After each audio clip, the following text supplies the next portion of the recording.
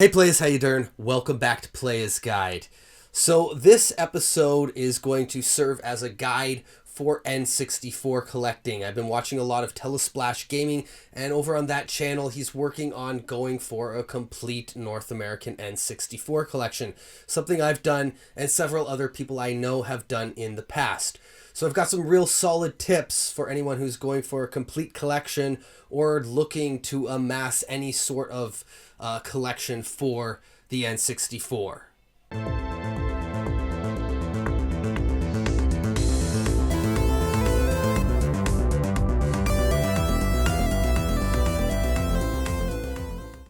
So to start things off, I would like to say, just for collecting on pretty much any console or system or any form of collecting for the most part, there's no rush. You don't really have to rush. Maybe towards the end, when you say you got like 10 or 20 games left, it might be worth it just to click a bunch of buy it nows on eBay if they're not super expensive games and just get it done.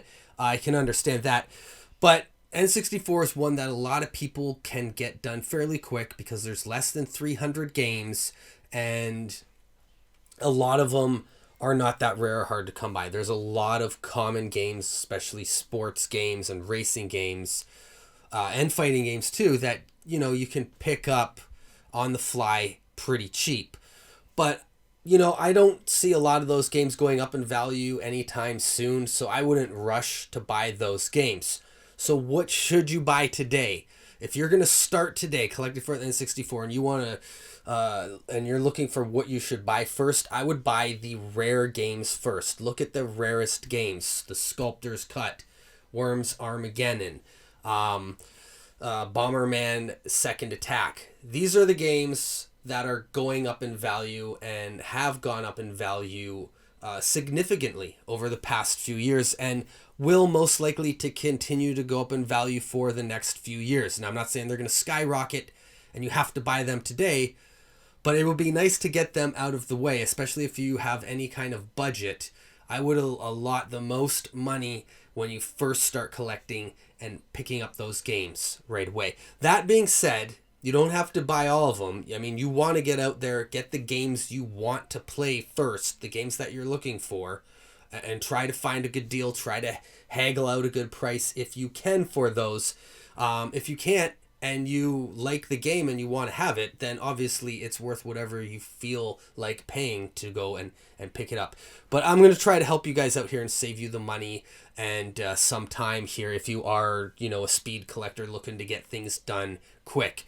Start off with the rares, because they're the ones that are going to cost you more down the road. And like I was saying, if you are looking to get a collection completed quick and you're 10 games away from a complete set, a lot of times those are the really rare or expensive games, and that's the reason they're still on the list, is because you haven't pulled the trigger right away on those, and you don't have to worry about the price climbing or going down or whatever over the future. You got it, it's in the collection.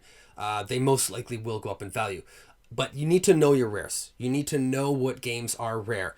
And I have 2 videos on N64 collecting that I would strongly recommend you check out. I will put a link to those videos in the description below and at the end of this video. One is also on variants, because there are some really rare variants. You're going to want to know about like Hydro Thunder Gray. Really rare game. You're not going to see that one often.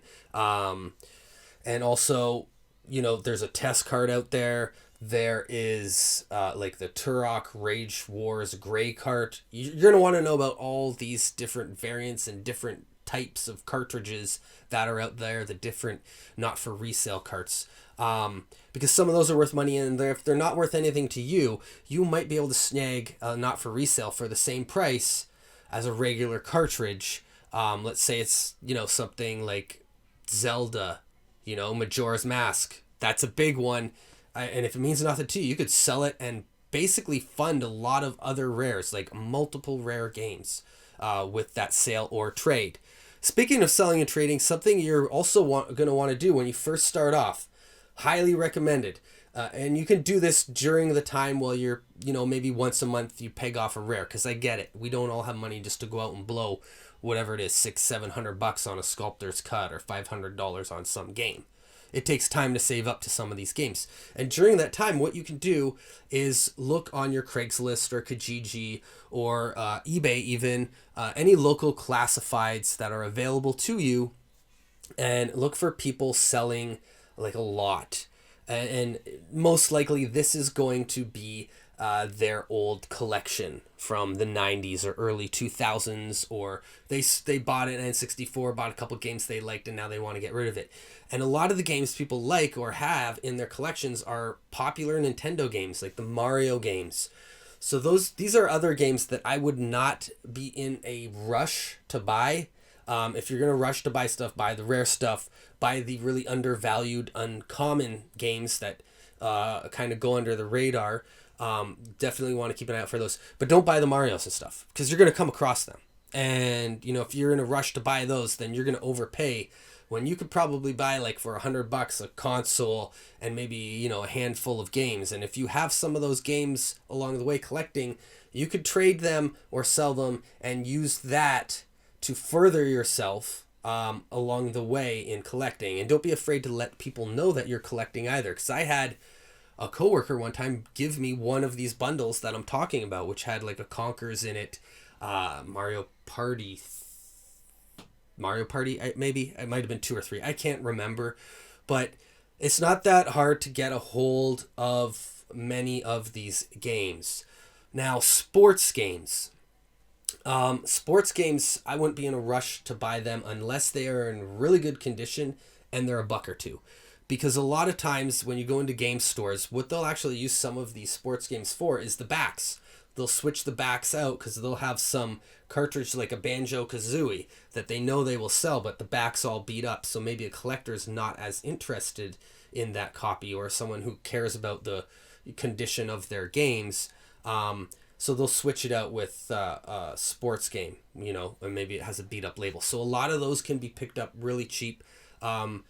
I don't think I've paid more than $3 for any sports game, unless it's like International Superstar Soccer 2000 or Super Bowling, something like that. Okay, you're going to pay a little bit more for those games. But for the generic stuff and some of the wrestling games and that, and even a couple racing games, you can get these for $1 or $2 sometimes. It's often worth asking at game stores too, if they have like a shoebox or a basket in the back or off to the side of games. And you could even say you're just looking for ones to swap out the backs, because it's might be worth it too. You may have games that you could upgrade the back of the cartridge because it's identical, and just swap it out with your Mario Party that has the crappy back. And yes, I mentioned some pretty valuable and rare sports games there that maybe you've heard and don't have in your collection. One thing you want to know is what games are rare and what games aren't, because there are rare sports games. There are games that you wouldn't think are rare that really are, and you don't want to miss out on those when the opportunity arises to pick one of those up at the cheap price of maybe $1 or $2 with these other sports games. And a lot of the sports games, they'll always be around, but yeah, there are a few that you don't want to pass up on, so you really got to know what they are. What I would recommend, the best thing you can do getting started or wherever you're at in your collection, is make a list or get an app or something to keep track of all these games and have a good idea of the ballpark value of what you should be paying for all of these games. It's not always convenient to be standing there for 20 minutes or 15 minutes in a game store looking up the value of all the games on price charting. It's convenient that it's there, but you're wasting a lot of time doing it. Have a good idea of what you need and what you're looking for, and a quick reference for when you don't.